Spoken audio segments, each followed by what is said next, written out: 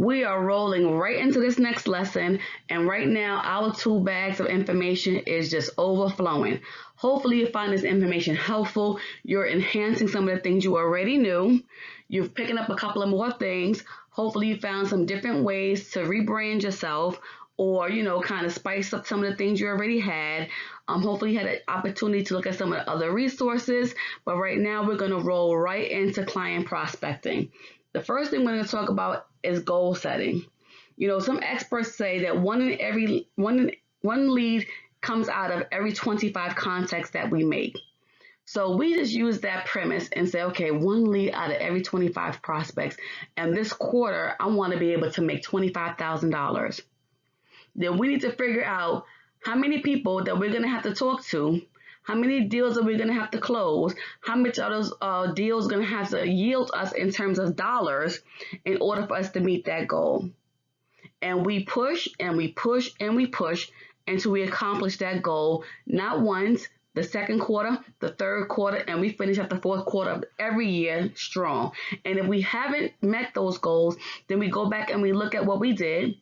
We eliminate things that didn't work for us, and we replace it with either more of what did work, or we try something different. But we never stop setting goals, because the moment you stop setting goals for yourself is when, for one, things get unorganized and we don't know what mark we're trying to meet. If we're trying to meet the mark of $25,000, I'm just using that number, because it's an easy number. If we're trying to make $25,000 a quarter, we push and we push and we push until we get there. And if we see that this quarter we did not, but we got 15, the next quarter we still did not, but we got 18, then we know that we're doing something right. We're pushing in the right direction, and we're moving closer towards our goal. We don't get discouraged. We don't stop. We all constantly assess what we're doing and how we're doing it, and we keep pushing until we meet those goals time and time and time again. And then once we've met that goal, we increase it.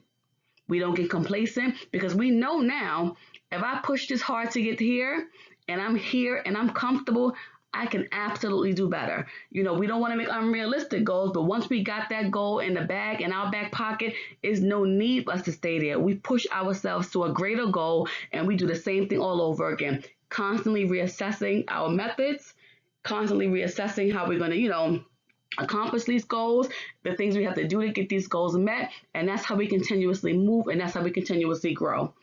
Set a schedule and be consistent. Now, I'm not saying that you spend your whole life 24 hours a day, all day, every day, all things real estate. You set a time and a schedule, and you get these tasks accomplished. So you say, every Wednesday between 9 and 10, or, Wednesdays and Fridays between 9 and 10 is when I'm going to spend my time prospecting. Or I'm going to dedicate 5 hours a week to prospecting. Because we all have life going on. We got, if you have another job, we may have spouses, children, parents, our own selves to take care of. So the same way how we schedule, those other tasks in, because those things are necessities as well. We need to set times and be consistent with building this business, building ourselves, building our client base, so that those goals that we talked about are achievable. Time block, stick with it. Of course, adjustments have to be made here and there, but when you set your time and you set your schedule and you commit to making sure that you have the time to get these things in, you'll be amazed at how your business will grow. It's all about putting in the work, putting in the work, self-branding, putting in the work, doing the work for you. You're going to determine who, how, and when you're going to prospect. So how does this work? Who are you going to prospect to? What do you want? Do you want buyers? Do you want sellers? Do you want to work with, women? Do you want to work with the men? Who is your market? Who do you feel most connected to? Who do you feel that, you'll be able to connect with fast and be able to win their business over, win their trust, show them your skills, and accomplish your goals? How are you going to prospect to them? Going back to one of the previous lessons, that's basically how they would like to be marketed to. If it's someone who you see maybe at a monthly meeting or at an event that you do weekly, whatever it is, you may end up initially making that contact with them at, then. But as that relationship grows, that conversation comes into place again. And we talked about, let's talk a little bit more. Is it okay if I email you? Is it okay if I call you? What works best? Let's have this conversation, at another time. Let's continue this conversation, whatever it is, who it is going to be and how are you going to do it? And, of course, the when. Tracking and monitoring. We talked about tracking and monitoring. There's nothing worse than, spending a lot of money time and time again, quarter again, only to find that it's not working. And how do you know it's not working? You're not meeting your goals. If you say, I'm going to send out 25 emails, I'm going to do 5 Facebook ads a week, I'm going to do this, I'm going to do that, and you're monitoring each mode, because we talked about that, how on the Facebook business pages and how the Instagram business pages, they actually tell you which of your ads is doing the best, how many people it reached. It tells you all of the information. So if you're looking and you're seeing that the Facebook ads aren't picking up as much, but Instagram is doing it, then you do a little bit less in Facebook and a little bit more over on Instagram. You adjust by what's working, because what's working is what's going to bring you the money. And not only what venue is working best, what types of ads are working best. If they like the ones where you put up client information, maybe some terminology, real estate related words, if those are the ones that get the most looks, the most likes, the most whatever, add a little bit more of those into the mix, because clearly that's what your client base or your watchers, your viewers, that's what they're like. You want to give them what they like, because they're going to come looking for it at some point. So that's what you want to continuously do. And you never know. I mean, people may not, respond to you or hit the like button, but when I tell you they are there, they are there. You can see on some of your posts how many viewers. You may have 3 likes and 225 viewers. So they're not hitting that button, but they are certainly looking. And as long as they're looking, you are in a decent space, because your information is getting out there. You're being branded. You're in somebody else's household other than your own. And that is what wins you the business. Every day should include a minimum of 2 client prospecting tasks. One would be your regular task. If you say Wednesdays emails, Wednesdays, phone calls, Wednesdays, dropping off some flyers, whatever it is. The second one should also be follow-ups. If you sent out an email last Wednesday or Monday or whatever you sent it out, you want to check back to see, did anybody reach out to you? You want to, check out to see if there's anything that needs to be addressed or something like that. And that may not be something that you isolate to just your the days you have time block. You want to get back with people as often as possible, but though you want to build that into that schedule as well. You want to perform at least 2 client prospecting tasks a day, and it could be something as simple as dropping off some cards in the post office, because you're on your way there anyway, and following up on some emails this evening.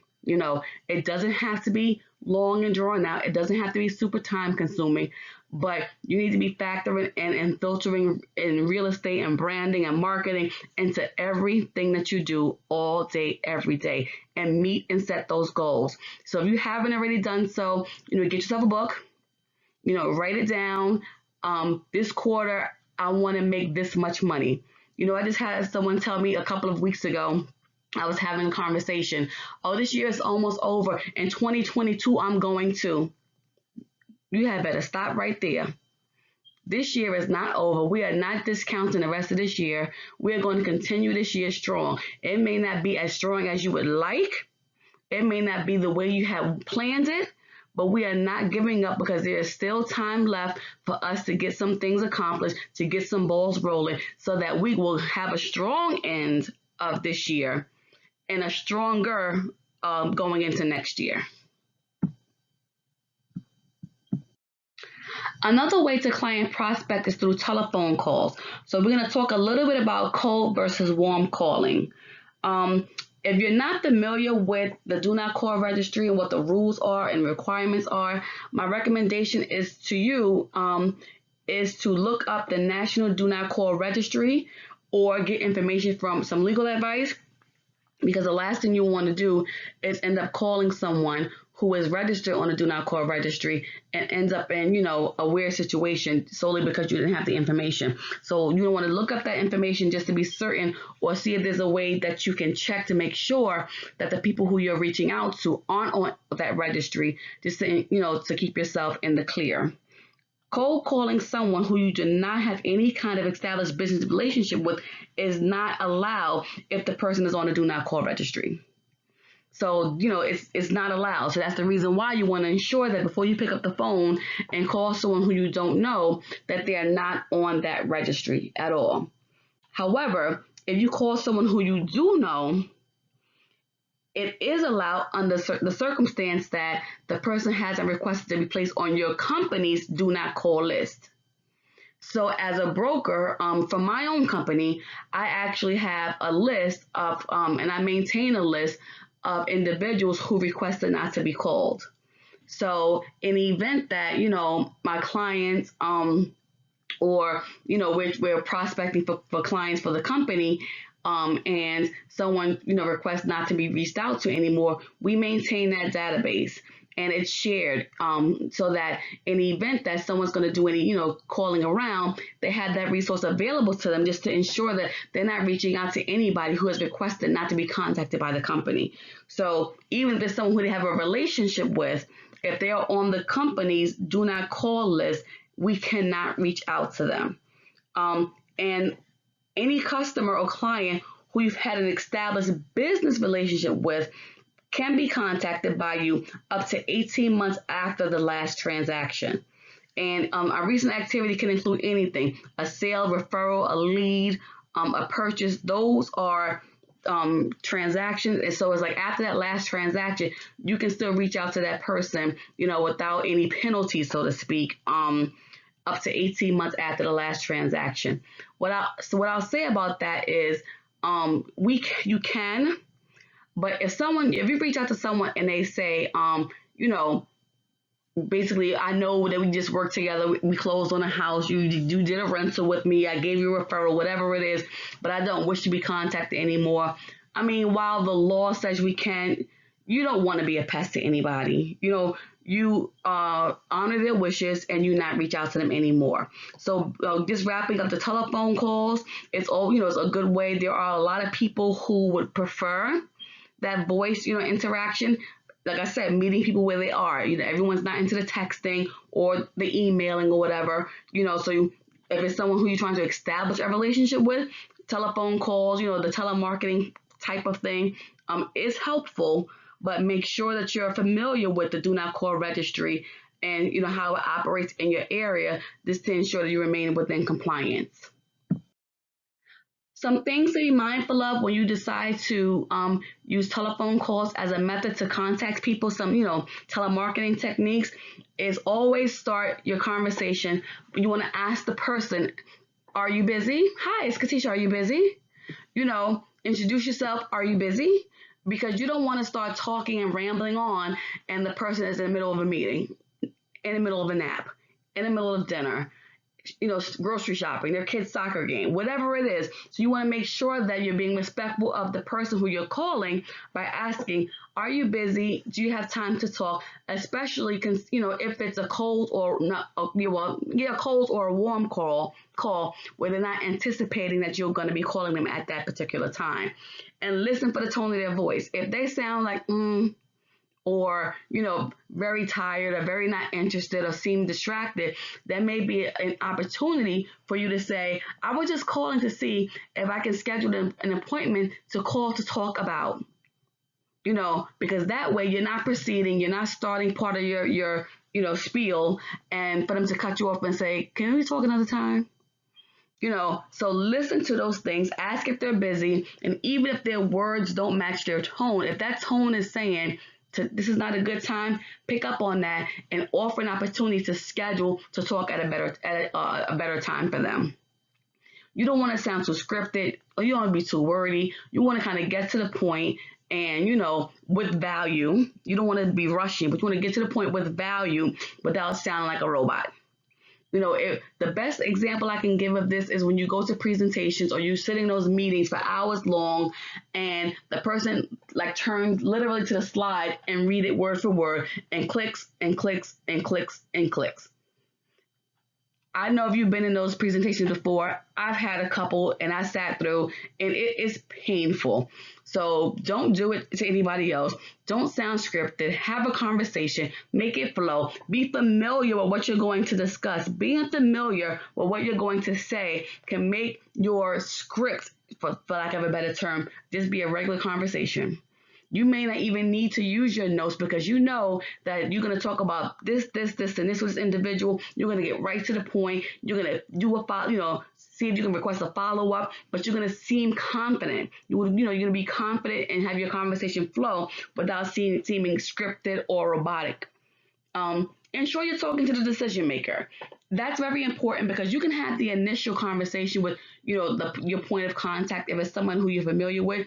But if it becomes evident that, that's an individual who has another party who they make decisions with, then it may be best to schedule a time in which you can speak to all decision-making parties at one time. Oh, okay, well, that's great. Would you like, you finish the conversation because you don't want to like cut them off like, okay, you're not important. But you do want to say, okay, well, let's, how about we schedule a time when I can speak to, you and whoever, the other individual is, all at once. That way, you don't have to worry about having to convey the information. You want to make sure that you can get that because nothing is worse than getting one party, all amped up and ready to go. And you're like, they're moving forward, you're moving forward with them. And that other party's like, no, I don't think so. Because now you just, wasted a little bit of time. There's some disappointment involved. So you want to make sure that you're talking to all parties involved in the decision-making process. You want to make sure you allot a predetermined number of hours. If you're going to prospect by telephone, again, we talked about this kind of monitoring your people. If you know that you have X amount of your clients that you're prospecting who prefer to be, reached out to by phone, when we talked about that time blocking, you set a little bit of time aside for them a week. How much time are you going to dedicate to your clients who prefer to be reached by phone? How much time are you going to spend dedicated to your clients who would prefer to be reached by email? Because you have to put touches on everybody. You don't want to, get more into one set of people than the other. You want to make sure that you're reaching out to everybody because all of those factors, all of those activities that we do is what's going to make us meet our goals. Let's talk a little bit about taking telephone calls. One thing that you want to do when you take those calls, because you never know who's on the other end, especially if you have a dedicated business line, which I would also recommend if it's financially possible for you. You don't know who's on the other end of that line. So every time you answer the phone, you want to be polite and courteous. And, sometimes I answer the phone, hi, this is Kettisha. It's friendly, it's welcoming. I said who I am. And they're like, oh, okay. It gives a good vibe. So be polite. Smile. People always laugh and say, why is she saying smile? I don't know about you, but if I'm having a conversation with somebody and, they're bringing a good energy, I can almost see or feel their smile through the line. You give up a totally different vibe. The interaction is different. Your tones are more pleasant when you're smiling. So smile, even when you're on the telephone. That way you make sure that you're giving away that positive energy that you want to convey to your caller. You want to get a name, get a source up front, in the event that, the call gets disconnected. You have the name to call back. You have a number to call back. Hopefully you're able to even obtain the email address so that we can filter them into, some of those other things that we talked about in terms of being able to market to them at a later date. And of course, if I didn't say it already, the source, because remember, that's part of our tracking. This person found you somehow, and you want to know how. It goes back to monitoring what modes of your marketing, what modes of your efforts are working. And don't be too pushy or aggressive. Nobody likes that, that salesperson feel. No one likes that, even though they initiated the contact, no one likes to feel like, someone is on your back, how you go to those used car lots and the guy just won't leave your side. You want to put your value out there. They've called you, they've reached out. There's no need for you to be over the top, but you want to let them know what you bring to the table. What are their needs. You pick up on what they want almost immediately, and you feed into that like none other. you know they're asking about homes in whatever this general area is. You know what? How about what I do for you is, let me set you up on my MLS where you can get automatic emails every time a home in that area hits the market. If someone has no idea how simple that task would be, it seems like you opened the door and turned over rocks and trees and everything else for this person, and they are impressed from day one. You've put your value out there. You've let them into your world. You don't have to worry about searching Zillow, Truly, or those other sites. Let me connect you directly to my portal, straight to the MLS. The value in something like that for a buyer, for a client, is priceless. If it's a seller, it works in the same exact way. Let me do a CMA on your property. Let me tell you what the homes in your area have sold for recently. She's gonna, for free? Oh yes, let me do it. Complimentary. I'll have it to you in whatever you're gonna have it to them. And of course, if you say you're gonna have it to them by Thursday at 1, have it to them by Thursday at 1. Have it to them by Thursday by noon. You want to deliver on your promises. But just offering someone something of value for free goes a long way, especially in those initial interactions. And it could be something of value to them that takes you 3 seconds. So that telephone call that they've made to you is your time. It's like that 3-minute elevator pitch. You're going to sell everything that you got, show your value in that one telephone call, and win that person from the first second. Because the same way you can win them is the same way you can lose them. I've had conversations with people where I've initiated the contact and they've said something, or they were just too pushy, or the vibe just wasn't right. And I knew from that one conversation I would never call back. And that's what you don't want to happen. While I was doing research for this program, I came up on a term called permission marketing. And permission marketing is basically a very creative way, which was kind of developed by an author, Seth Godin, where you kind of get someone's permission to market to them. So how it works in real estate is, if someone is talking to you about, the increasing home values in the area where they are, they may not be looking to sell at that moment, but it's clear that they have an interest in the increasing home values or the status of the home values. So as a realtor, you're not pitching to them at this point saying, let me sell your house, this and that, because if they're not there, you don't want to be pushy and aggressive, as I said before. But you can approach them on the angle of, how about if I set you up so that monthly you'll get a market report which shows how the home values in the area are going? Priceless, because clearly the person is interested, and now they'll be getting it straight from the source. And it's not saying, let me sell your home. It's not pushy. It's not saying anything other than, you clearly have an interest in home values where you live. Let me send you a report, of course branded, of what the market in your area is doing, what the home values in your area look like. So not only is it you're getting this person's email address without directly saying, let me get your email address, because chances are they say no. But you're getting the information that you want, and they're likely to continuously want to see your messages. They're looking for your messages, and it's almost anticipated. And like you said, it's anticipated. It's personal because it's something that they care about, and it's relevant. It's relevant because it's their interest. So it's not going to be one of those emails that they're going to be like, oh, here's another one of those things. You probably talk about, let me sell your house. It's not one of those, because it's about what they're caring about, which is the values of the home in their area. They're going to be looking for that email marketing piece. Let's talk a little bit about personal assistants. Some people do use personal assistants to assist with some of the tasks that I've talked about for client prospecting. So we'll talk a little bit about that, and the type of personal assistant you should hire and how you hire. We'll talk about licensed versus unlicensed assistants, and basically building your team. when you want to hire a personal assistant, you want to be very strategic in that. I know a lot of places they have these personality tests. You kind of want to pick somebody who works like you, who thinks like you, even, who's as close to you, your personality as possible, because that person is going to be representing and mirroring you.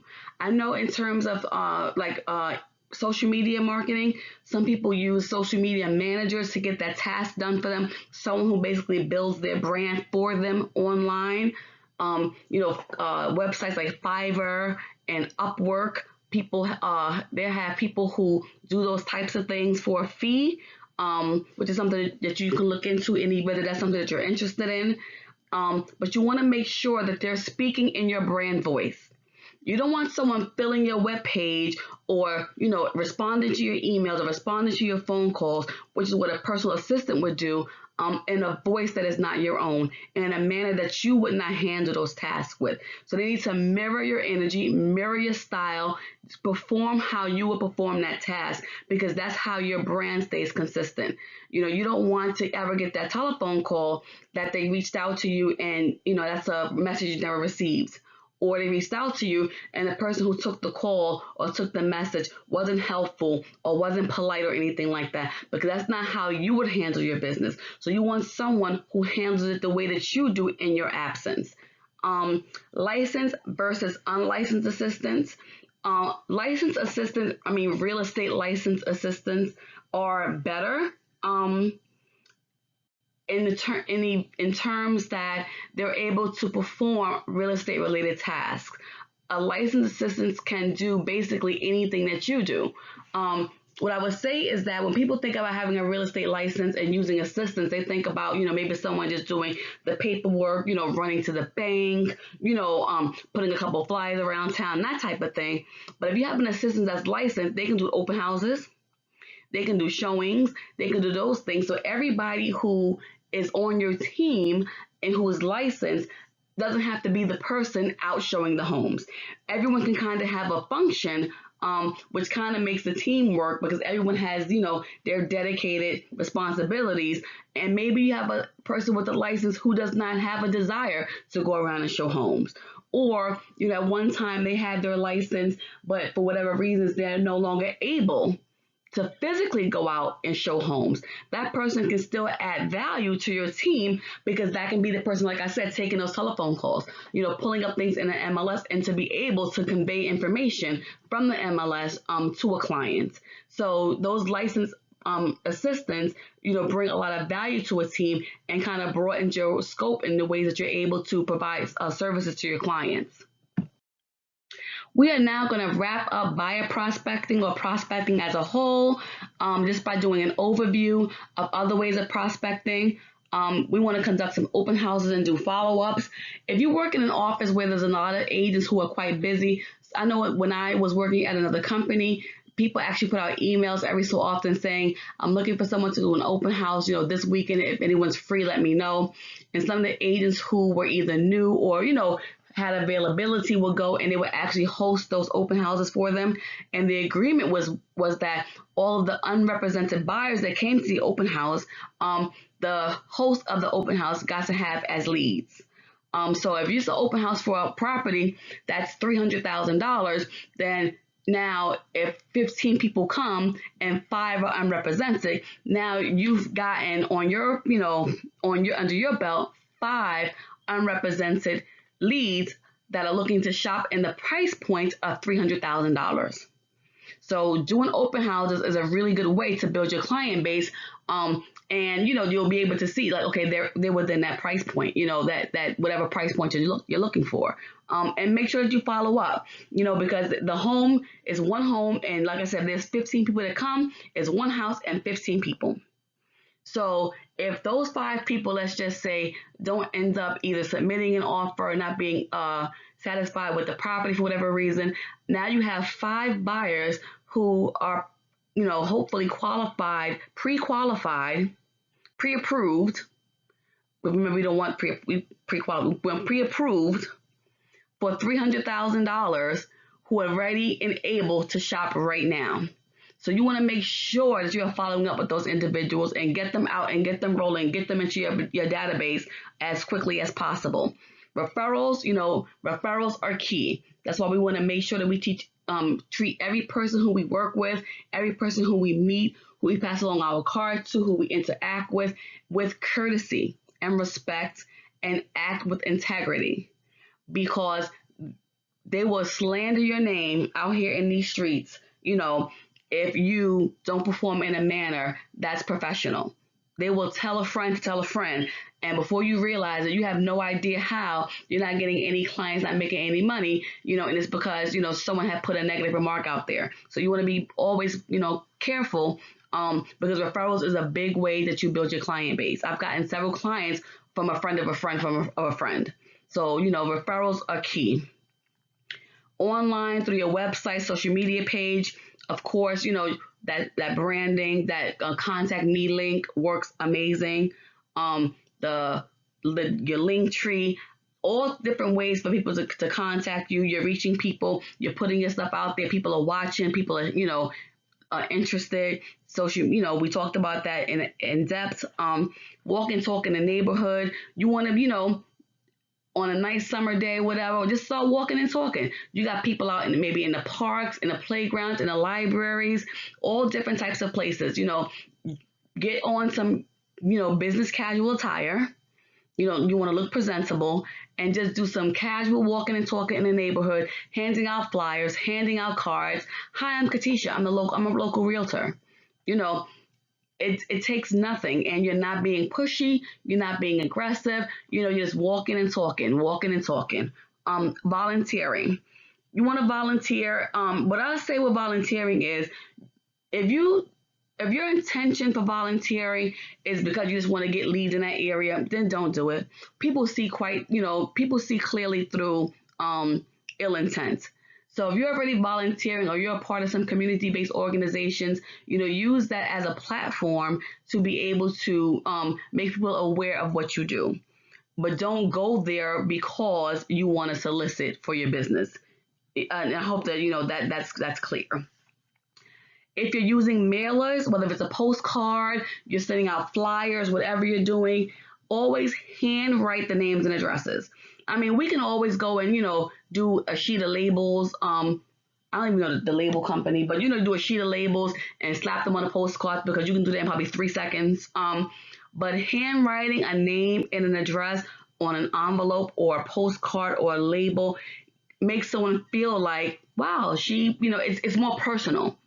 It feels more like a connection there when they see your handwriting, with their name and your handwriting and your address on a label. So you always want to handwrite names and addresses on all types of mailers.